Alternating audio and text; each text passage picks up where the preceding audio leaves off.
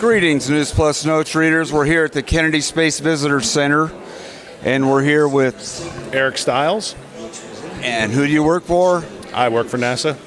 So you're a real rocket scientist, so to speak, part of the big organization.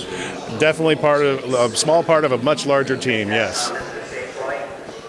We're standing here in front of the old, and I mean really old. They even have ashtrays built into the desks. You wouldn't see that today. Right.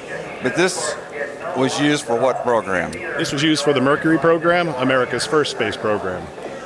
So here, when we're talking about heroes and legends, I mean, they boldly went where no one had ever gone before. Right.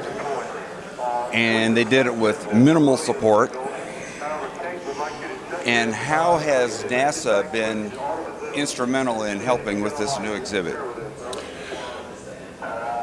Well, in helping with the new exhibit, what we've really tried to do is capture the essence of, the spirit of this room. What happened here? The fact that they were doing things for the first time with very little technology, relatively speaking. And trying to relate that to the guests, and especially for guests that perhaps have no connection to that period of time in history. It was a real challenge and a very exciting one to really tackle. Well, as someone who remembers going outside at recess and swearing that we could see John Glenn's capsule, it worked on the schoolyard, but bringing this back to life and then showing there's a lot more to being a legend from the past. We also have legends right now. I mean, there's Sally Ride. Absolutely. And hundreds of other people in NASA. They've been kind of the melting pot for all types of inspiration.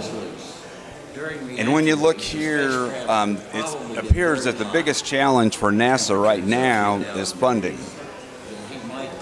How do exhibits like this help with trying to get public support for funding? Well, I think exhibits like this can't do anything but help because what we do here every day is we try to inspire. We try to show the relevance of what it is that we do as an agency to get people excited about the exploration of space.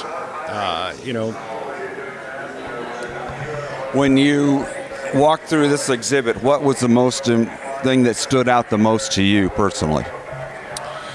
The thing that stood out the most to me throughout this entire process and experience was taking these larger-than-life people, their larger-than-life stories, and really making them accessible to the average person so that they could see even just a little bit of themselves in these amazing heroes and their journeys.